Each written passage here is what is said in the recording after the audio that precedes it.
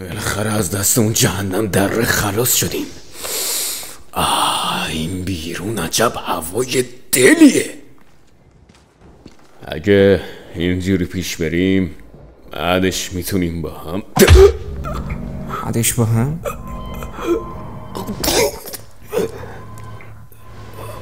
لعنتی لوئیس. خیلی وقت بود ندیده بودمت. تازه کار سرگرد کروزر، آخه چرا؟ برگردوندن کالای دزدیده شده و کشتن چند تا موش کثیف. خیلی کار آسونیه. اشلی هنوز کندی؟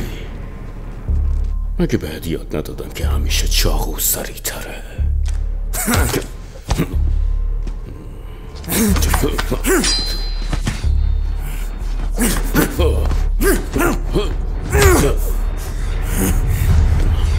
بدکی نیستی.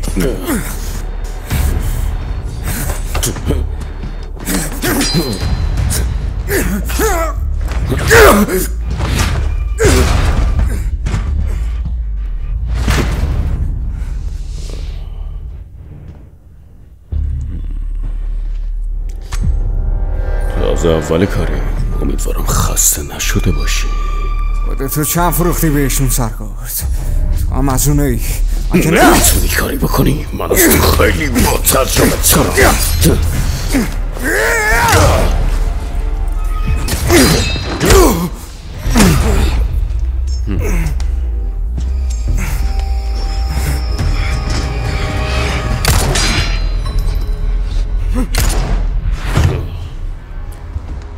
دیگه کافیه تازه کار. تو حتی یه ذره هم تغییر نکردی.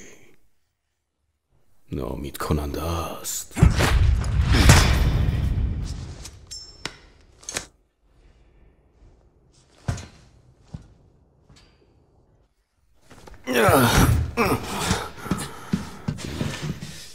مدرک نبودم مگه نه رفیق؟ نبوده من برای تمام زنهای جهان یه شکسته. الان وقتش نیست. بگیرش.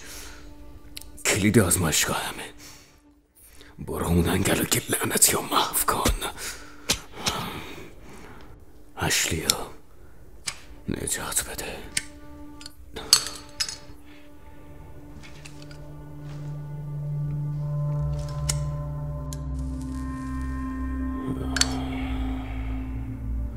میدونی زندگی مزخرفی داشتم،